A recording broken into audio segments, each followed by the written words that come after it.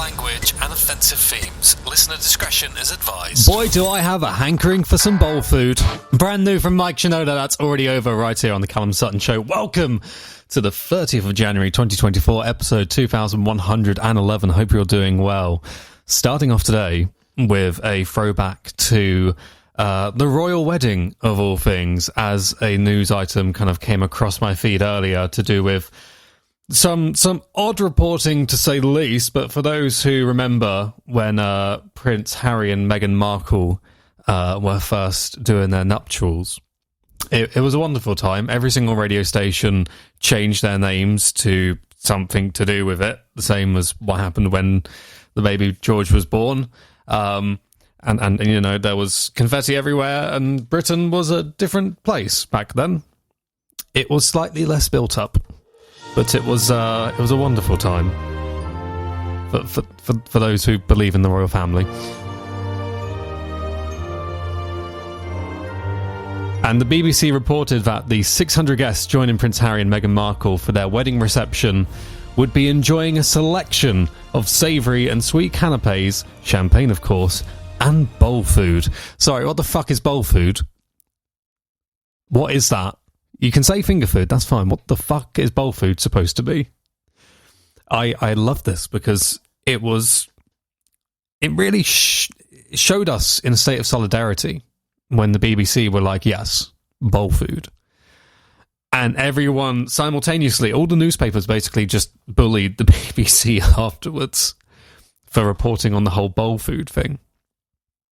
Now, there is actually a explanation as to what bowl food is.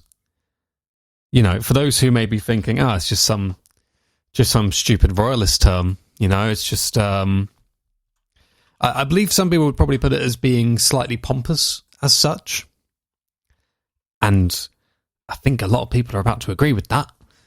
Bowl food is larger than a canapé and around a quarter of the size of a main course. It is served in miniature or hand-sized bowls and comes ready to eat with a small fork. It really is a 6000 BCE kind of headline. Bowl food was apparently selected for the royal wedding so that the reception could be a standing rather than a seated affair. Because apparently, bowl food is also standing food. And I believe in the next royal wedding, they're going to be looking at doing some sitting food as well. It's such a stupid term. But I love it because it's kind of just like... It came across my feed multiple times in the last couple of days. I don't know what the whole resurgence of bowl food is. But it came across my feed several times and I was just like, this is the ultimate malicious compliance.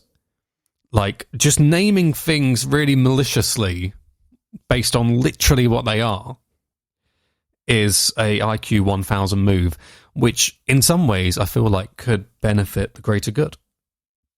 If we start walking around describing everything in really, really harshly compliant terms, then ultimately it's going to lead to a world where there's less Americanisms, less brand judgment. Because if I refer to my, not so specific smartphone device as a not so specific smartphone device, maybe the people who say, sorry, I've got to go pick up my iPhone will finally disappear from the world. I'm just saying that might be a nice little reality where we don't have to hear shit with a brand name appended as if it's some sort of like status symbol. I'm not saying it irks me.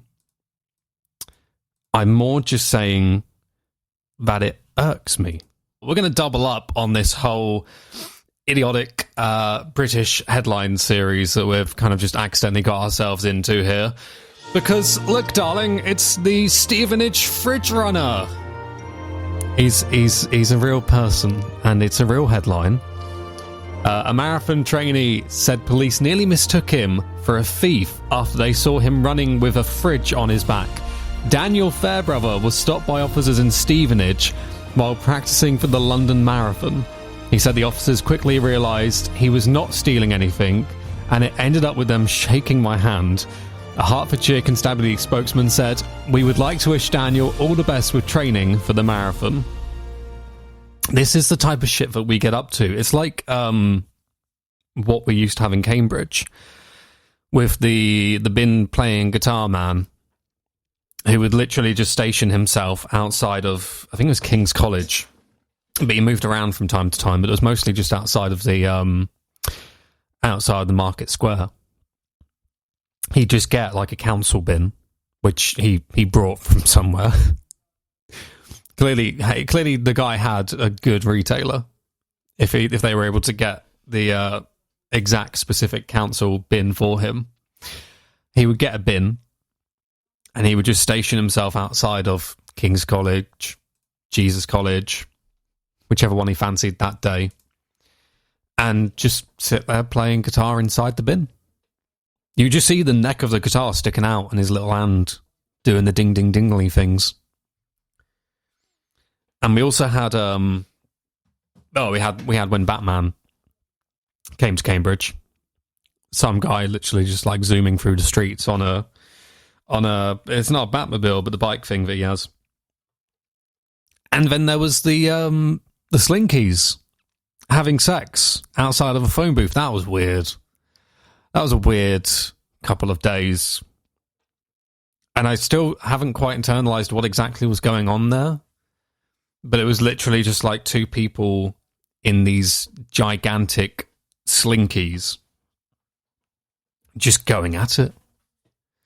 Not real penetration or anything, but, you know, just dry humping each other in Slinkies in the middle of Cambridge. It really is the birthplace of anything strange and weird and wonderful. It's not something that I see very often down here in London. I don't know why. I feel like there needs to be more action. Where is the flamboyancy in the London scene? It's probably just disguised, to be fair. It's probably so normal that nobody really notices anything. But I never really see like anything proper stand out. It'd be nice. It would take away from the usual doom and gloom of British life. Like, you're not going to be noticing as much confrontation if there's an equal amount of stupidity just like lurking on every street corner. Yeah, I guess it's also kind of difficult because you also need to make sure at the same time that you don't get misconstrued as something else. Like, I can imagine there are a lot of acts that you could do which would potentially get you arrested under suspicion of other things. Either being a creep pervert or potentially being involved in some sort of like foreigner swindling scheme, which is something we don't really have over here. So, you know, the whole nature of it would be quite stand out. But it'd be interesting to see. Because obviously you go down to the coast and you see a lot of it. Mostly the same old stuff. There's not really a whole lot of, you know, you're not going to get surprised going down there. But there are, you know, active street performers doing the usual stuff. The floating man and all of that sort of thing. Just regular people painting themselves in gold glitter and... But what we had in Cambridge, in the specific timescale, because it stopped as of late, like this is very much a pre-pandemic thing. It was just like, it would pop up for 3 days or so and then disappear completely. Because we had plenty of other stuff. We had the Anonymous Circle, where the hacker group Anonymous, or supposed members of the hacker group Anonymous, just stood outside with crap tons of computer monitors. I still don't know where the hell they got power for those things. It's very well organised. They literally just set up like this gigantic public exhibition where they stood around all day with monitors and didn't really do a whole lot. I can't remember what the actual point of it was. Because there wasn't really much going on at the time, other than Ed Snowden. But nobody was really like, you know, Anonymous wasn't really involved in that as such. It was like, yeah, we got to get him free somehow, bring back liberty to the internet. But Anonymous was on something else entirely at the time. I think they were trying to hack into like allied systems to see what potentially was going on the other side of our internal operations. Anonymous has a great way of getting themselves in trouble, but never actually getting themselves in trouble. It's brilliant. I love the whole idea of you can just be anonymous. You can just, amass so many people that it essentially just smoke screens everything that you do. It's a great way to get shit done. But as of late, I can't really think of much that we would need to have it for.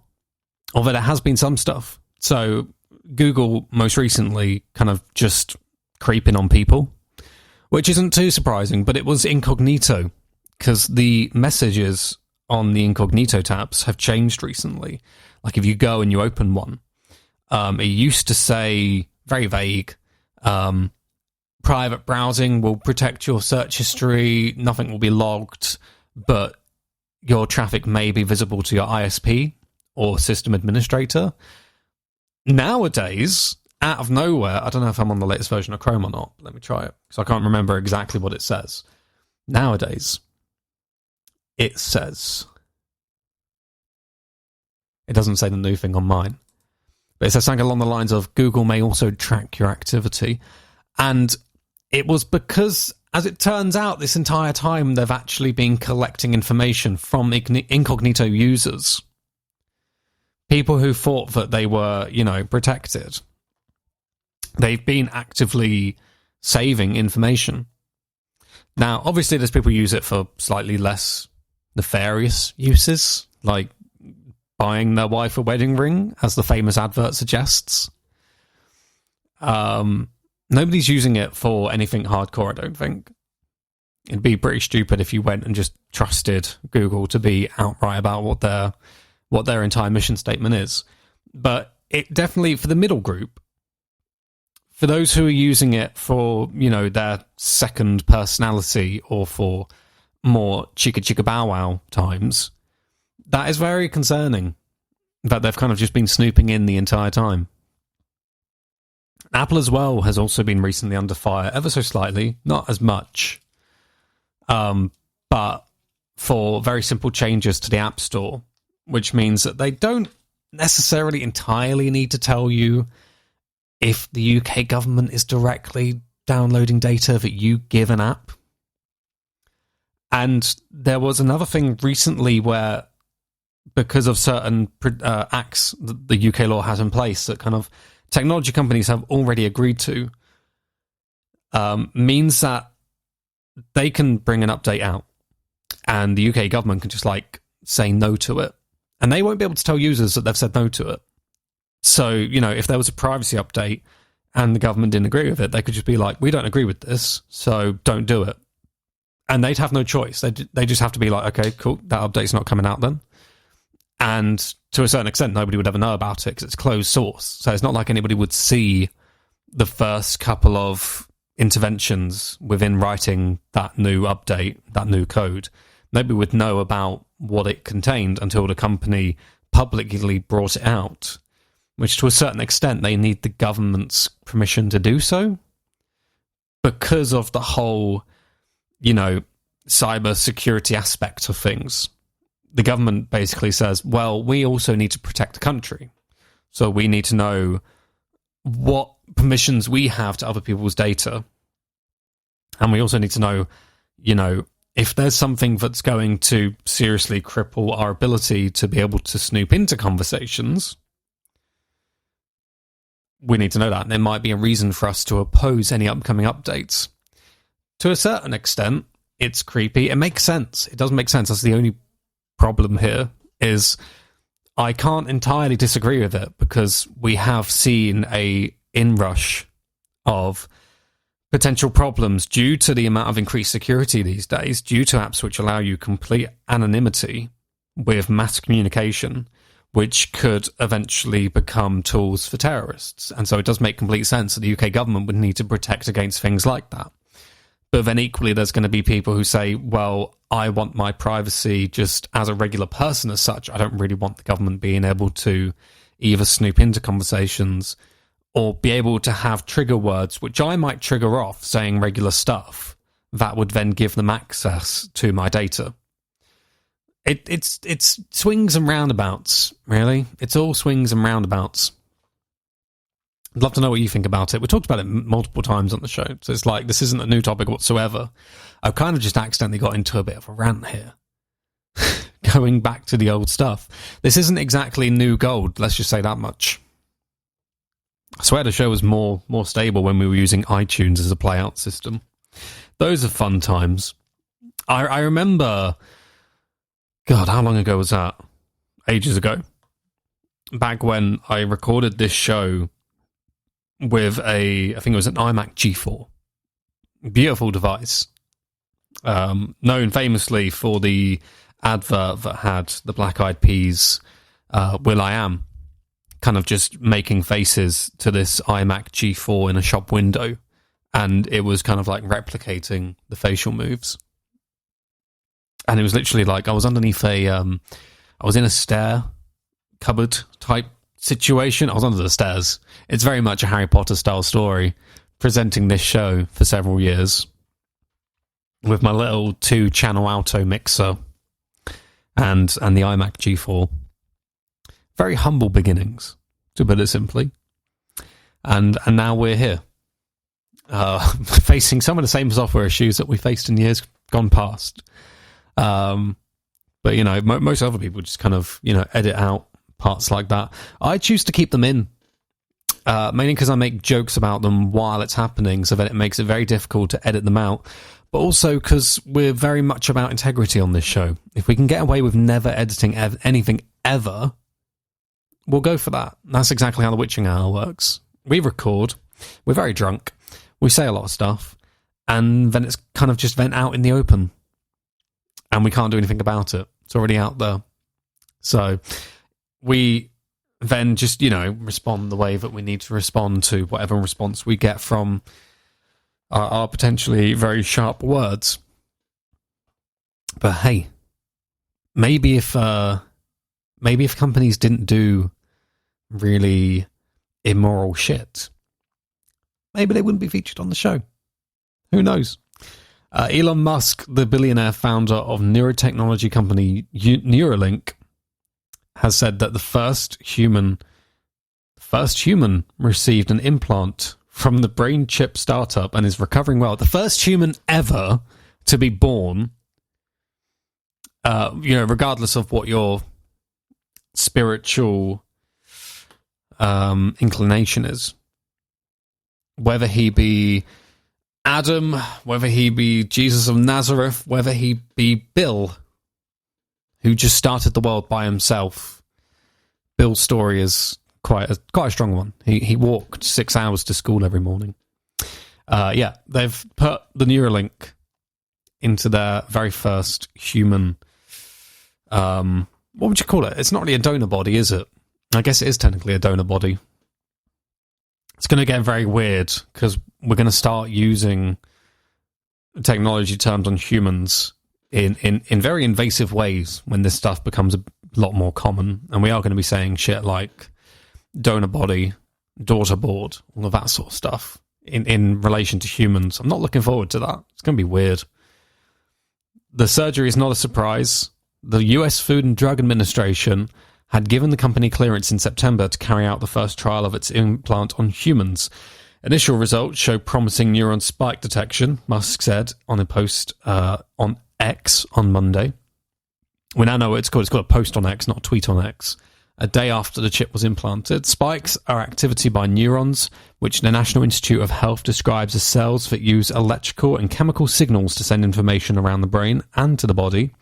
Musk did not provide further details. In follow-up tweets sent in between arguing about video games and bantering with far-right influencers, the businessman said the first Neuralink product was called telepathy. It enables control of your phone or computer, and through them, almost any device just by thinking, he wrote. Initial users will be those who have lost the use of their limbs. Imagine if Stephen Hawking could communicate faster than a speed typist or auctioneer. That is like a weird metaphor there. Elon Musk, thanks for that.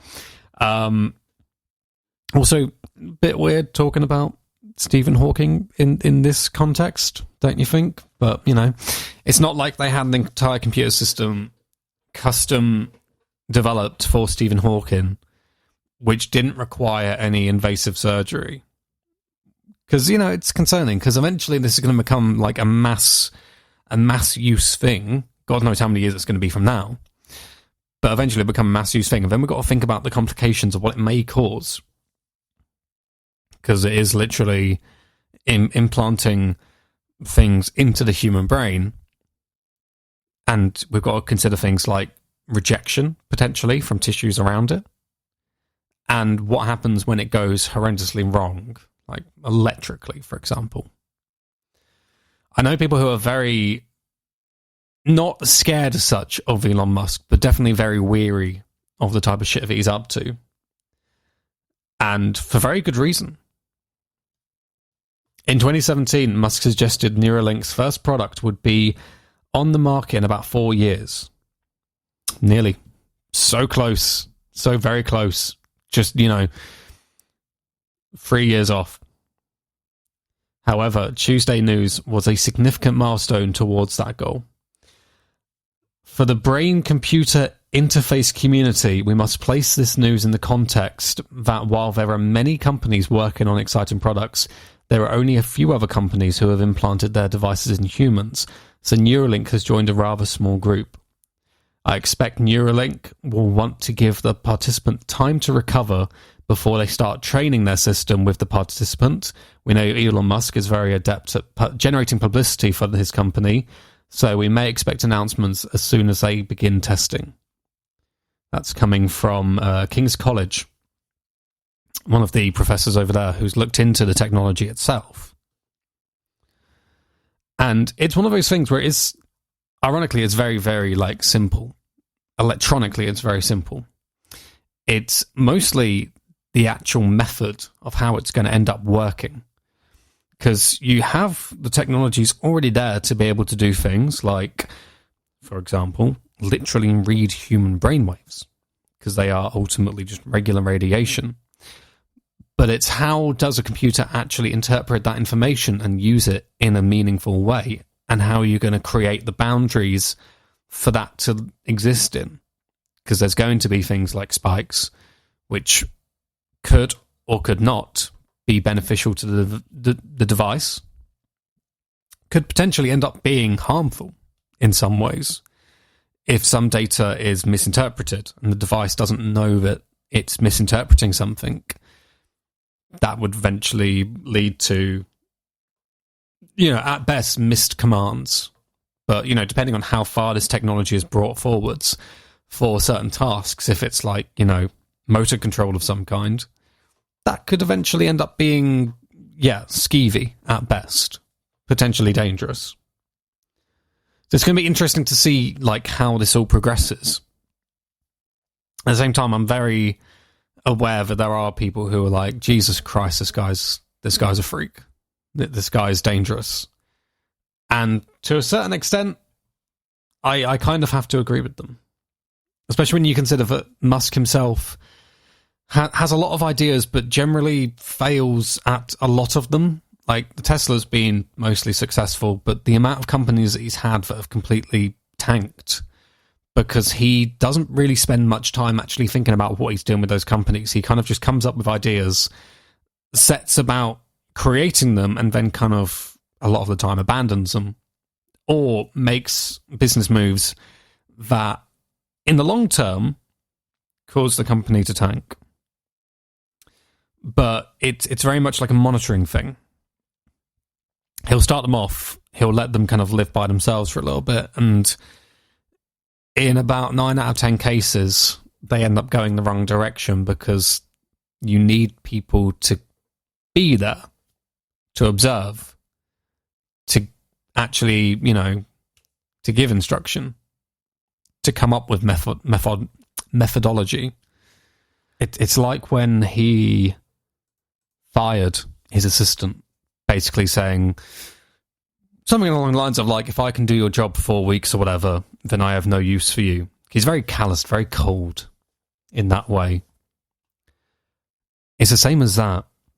He got rid of her because of this whole, like, I think he did a specific task that she does for 4 weeks and then found that he didn't really need to have her. Like, it made no difference to his overall company. But it's one of those things where it's like, well, people can also have a lot of values that you don't end up seeing or don't realize that they're doing in the background, but actually come to benefit the company later on.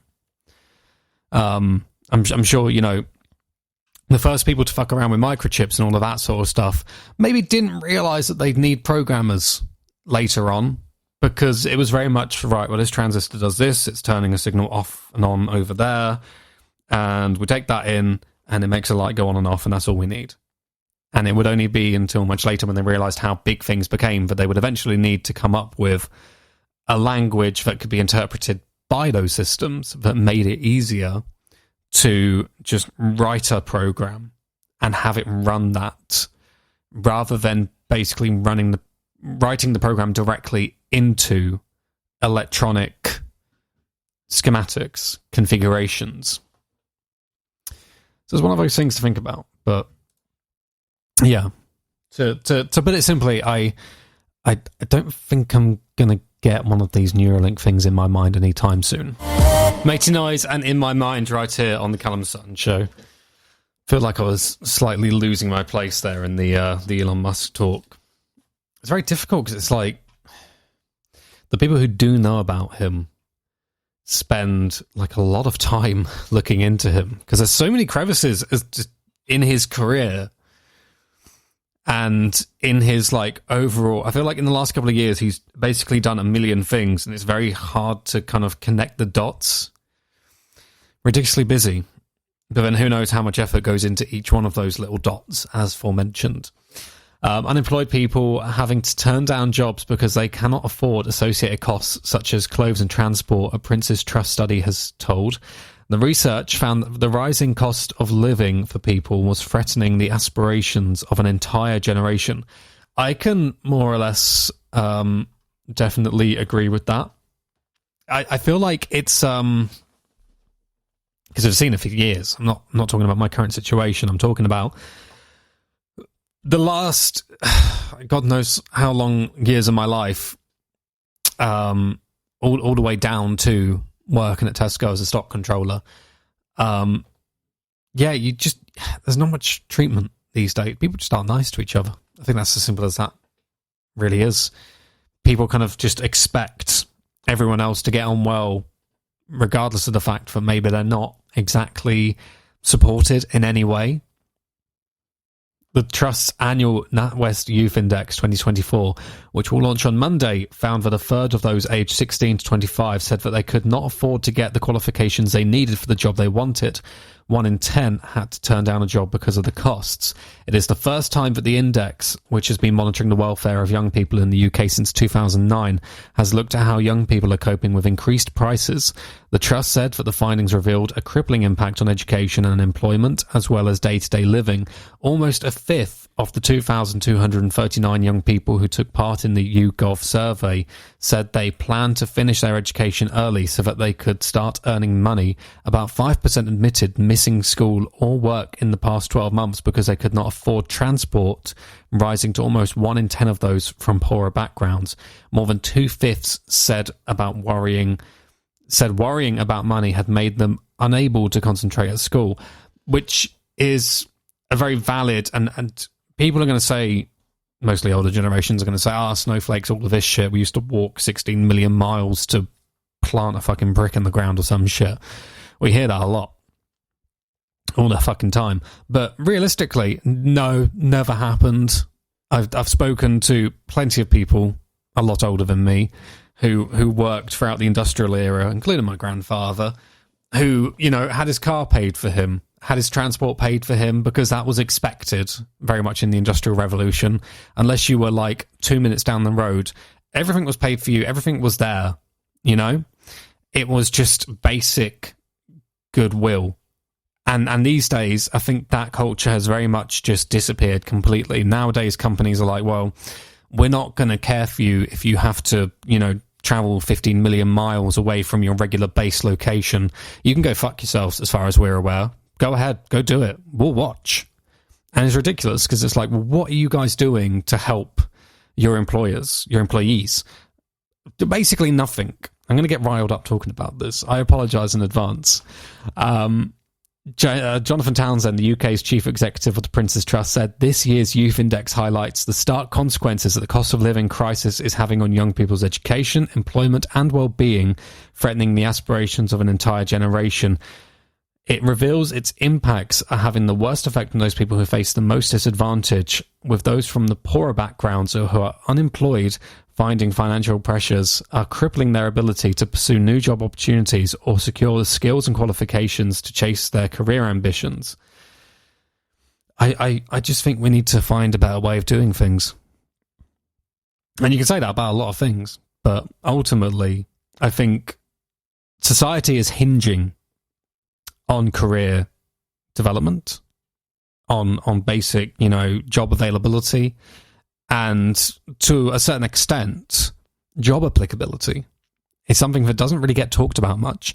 Job applicability being literally, can you afford to even do the job in the first place? Is it going to take so much out of your bank account for anything that you do earn just becomes a what would you call it? A ricochet? I don't know.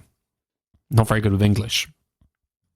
Will that just become a tragic part of the entire story? Because people go and they get jobs and end up having outgoings so fucking large because their employers will basically just pick up anyone from anywhere in the country, won't even consider how applicable the job is actually to the employee. They'll be like, well, you're 15 million miles away, let's get you. And then, not support them with the fact that, maybe the whole traveling that far will eventually add up to completely negating what they actually get out of that job. And to add to that, there is also, job-related expenses that are often overlooked. Simple lifestyle changes. If I'm, going off to a job that is nowhere near to my house, and I don't have access to the regular things that I would have in my house, obviously it's going to become a lot more expensive. Because if I'm at home, I can just, cook something on the stove, put some frozen food in the air fryer, simple things like this. I have a fridge, I have a freezer, I have basic wash facilities that I basically develop to what I need them to be. I go shopping, I buy things to a certain extent in bulk because it negates a large amount of cost and because it's going to get used anyway.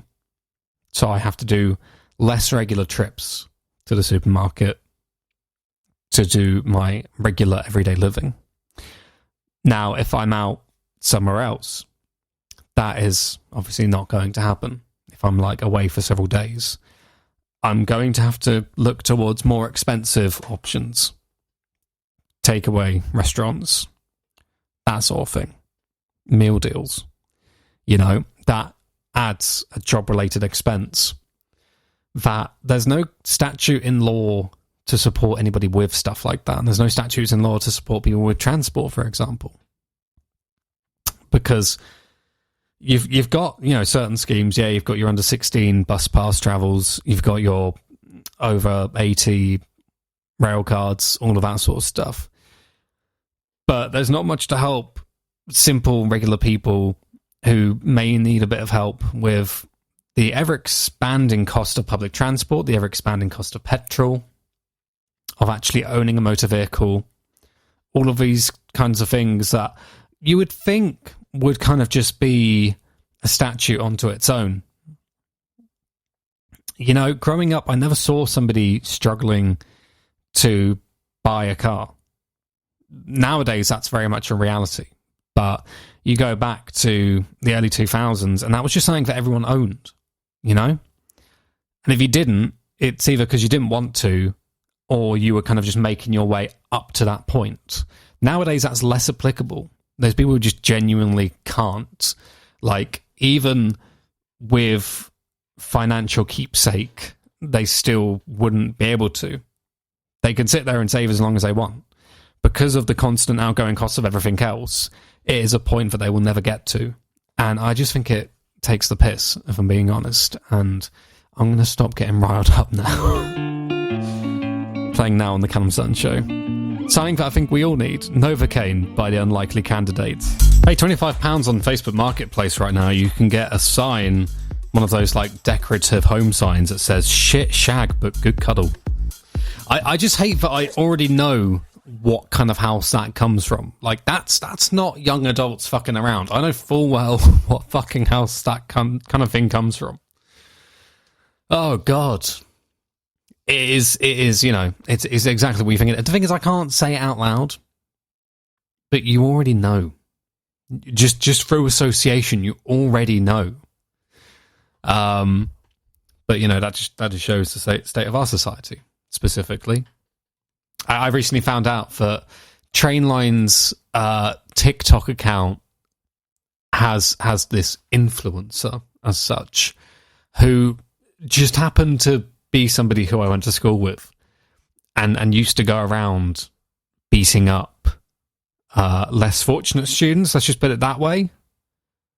And now she's seen as like the face of many brands. It's a sad world when you see shit like that, because she's genuinely still in real life hasn't changed one bit, still a massive piece of work, but it's kind of like one of those things where you just kind of like sit there and go, yeah, sure, okay. Everyone else is kind of like, you know, turning an eye to this, just being okay with it as such.